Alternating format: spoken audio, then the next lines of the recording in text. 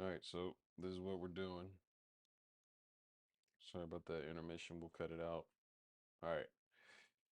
So, basically, my contact list looks like this. I've got a specific way that I'm pulling information in. So I've got names, I've got their emails, I've got the day, and I've got some tags based on which workflows they go through. So, the idea here is to be able to take a list, put it through your organization.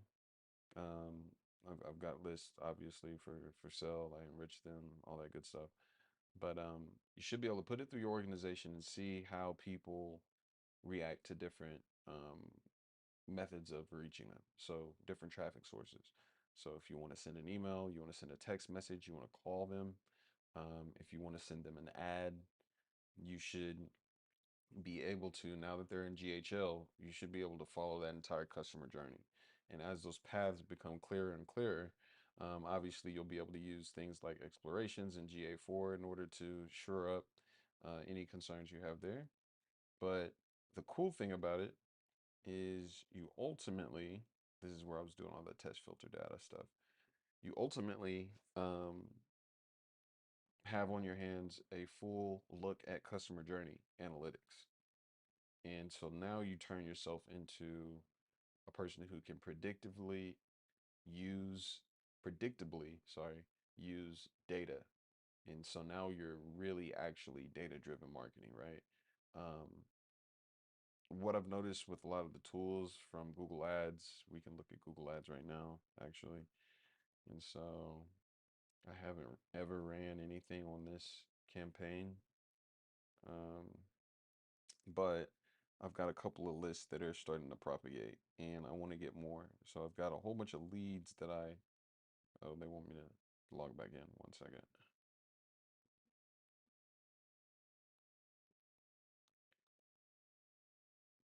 And then it says something about my verification deadline. Okay. I don't care about that right now. I'll deal with this later. Design goes away soon. Take some time to know that. Okay. Let's just go to the new design.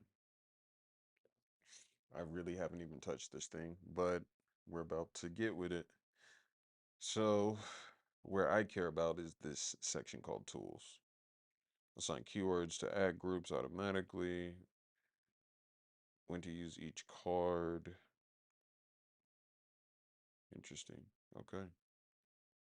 I have no idea what's going on with Keyword Planner or any of this.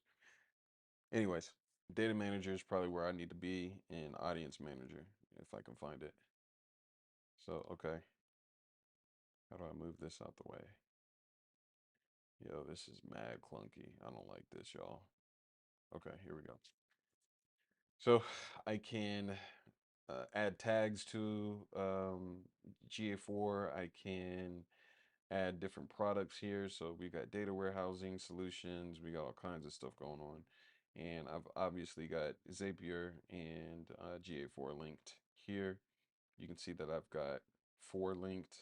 I don't know how that happened, but I got a couple of different ones. Okay, that makes sense. And so, let's see if I can find audience. Audiences, this is where we're at. So I've got a couple of different audiences that I've used at least or created. Holy crap, how do we get to it though?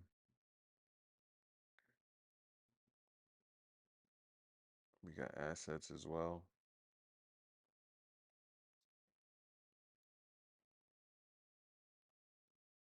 I wonder when I created these. Hmm. All right, y'all hold on while I dig around a bit here.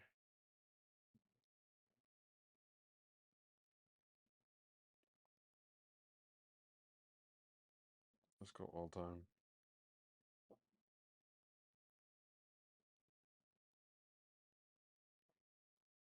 So lots and lots of pop-ups related to UA versus GA4. Similar segments removed. I don't know what that means or why they would do that, but okay.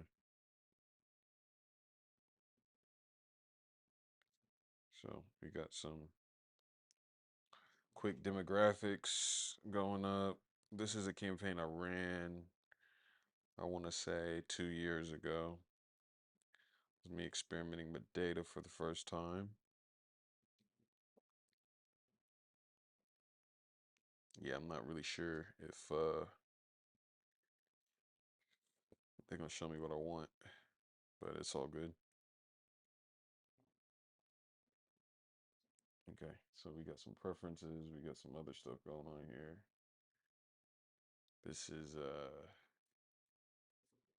pretty confusing, which is good actually, and I'm glad I'm showing you guys this because I mean, if I'm being honest, that's part of why I'm actually here. That's the same reason that I actually have a job to do. Is there is a ton of confusion and strange stuff going on here. Um, what's the Google Ads API? When did that start? What is this?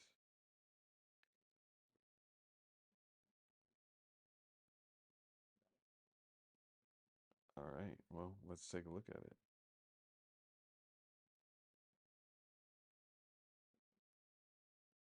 This is my first time hearing about this. Hash customer data, first party data can't be provided after the conversion event. Unlike other enhanced conversion options like tagging that require you to send first party data at the time of the conversion, makes sense.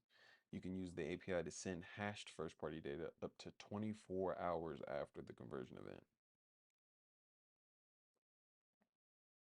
This also enables you to locate first party data from other sources such as customer databases or CRM systems. Amazing.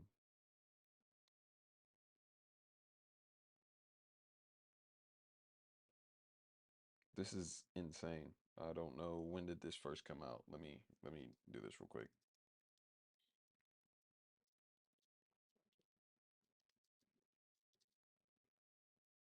Launch date. Let's just click on this. And I can always just click on this and go over to YouTube when they, okay, this is old. Maybe they just started promoting it in the tool.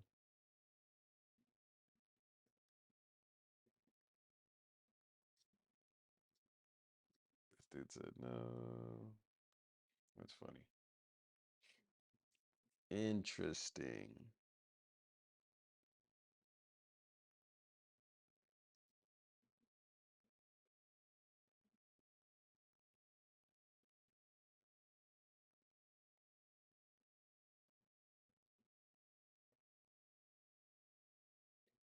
I like both of these two.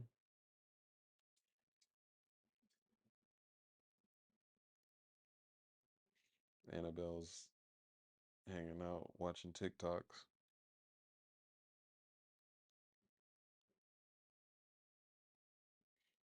All right.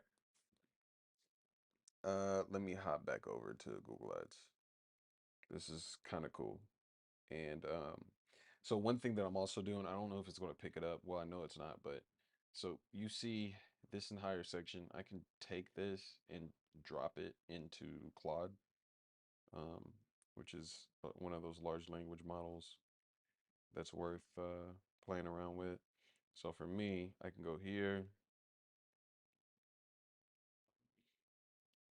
also add this to the knowledge base. So this is kind of cool that they have this feature and then it pasted. Okay, so there's that. And let me give it some context. Google Ads API makes it possible to gather conversion data and map it to user ID, which is crucial for customer journey mapping. and a huge leap forward once third party cookies fully deprecate. Deprecate? Like that, maybe? I don't know how to spell, man. My spelling has went downhill over the past couple years, I'd say, for sure. It's weird. Okay, there's that. Um, thank you for providing this, blah, blah, blah. You guys can read. To set it up, you have to have conversion tracking in place, obviously. Ensure first-party data is available. Review customer data policies, of course. Enable enhanced conversions, and you use the Google Ads API. Set up a server, and then you have to format the data. So I'm going to be able to hash it with a SHA-256 um, uh, method, I guess is the terminology. And then we'll be able to send that. So transaction IDs are going to be pretty important as well. Yep. And that's kind of a transaction ID is an event ID, I would imagine. I think they're pretty much interchangeable. Maybe they're just using transaction ID as a placeholder here. Um, but transaction ID insinuates that there's a purchase happening. So I don't really know how we want to play this, but I'll figure it out. Um, and then they talk about the duplication a couple of times. Powerful toolkit for connecting user behavior across sessions, devices, and platforms. Yep. So that's the whole idea is this last sentence. The combination of user ID and Google Analytics and enhanced conversions via the Google Ads API provides a powerful toolkit for connecting user behavior across sessions, devices, and platforms. What else you want? So essentially, this should be able to future-proof a tracking setup. So you see devices like what is it, the Apple Vision Pro. You see other things like the Meta Ray-Bans. You see other devices, tablets, wherever you're at, maybe even your smartwatch at some point in the future. But this should be able to track that user and how they're interacting with your brand, specifically your brand, um, which shouldn't be an issue at this point, right? Um, Interacting on Facebook won't be made available to the brand owner necessarily. There's ways around that, and sometimes we can get some events over. But the real important piece here is I will be able to outpace my entire industry, my competitors, if my tracking setup is superior to theirs. Period, point blank, end of story. There's just no other way to put it. And the cool thing about it, and I keep calling this the hidden advantage, is you're not going to be able to tell most users. I will, but um, those who don't have someone designated or don't have someone on their team that is um, of the understanding that they can figure out what's going on inside of their competitors' tracking as well, but they'll just have to leave it to chance. Hope that theirs is better. Hope that they have a better product. Hope that they have a better business. Um, but this advantage that can be had through data is insane. So it's really a no-brainer, but my job is to convince a lot of others that that's the case. So this is cool. And then I want to view instructions. Let's see.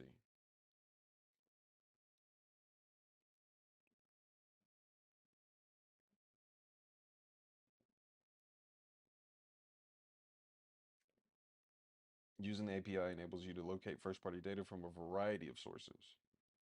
Oof, major.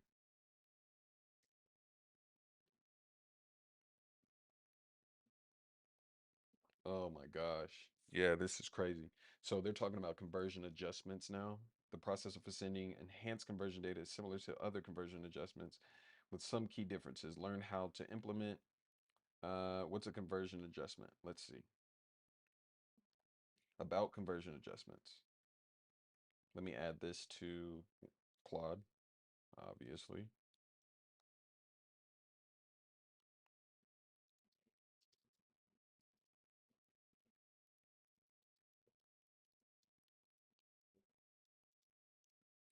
I just never know which one's going to be pasted versus not, which is pretty confusing when using Claude, but oh well.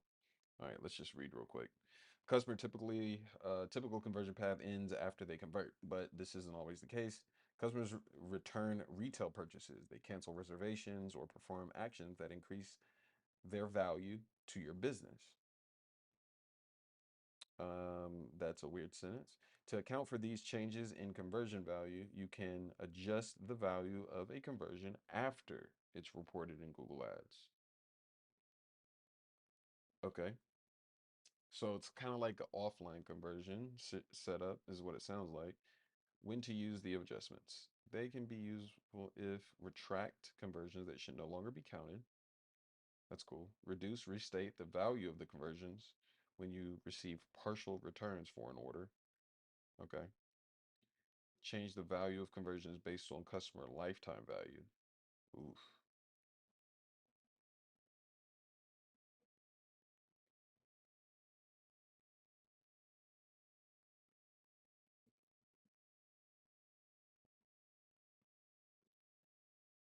Yeah. Restate. You can adjust them in two ways. You can either restate or retract. Allows you to change the conversion value, but not the count. Okay. That's powerful. So imagine a situation where you find out that everybody who comes to your site and buys sunglasses later returns and buys sunscreen, towels, swimsuit, and a pass to the pool. I don't know. Horrible, lame example, but in that situation, you could over time, once you see that pattern, say, okay, instead of this sunglass conversion being worth $10, low key, sound like the kids, the youth. Low key, it's worth $10 instead of, um, or I said $10 instead of $10, it's worth 100, whatever, right? So it holds more weight. It's more of a sign of, hey, we want to go get more people who buy this thing because they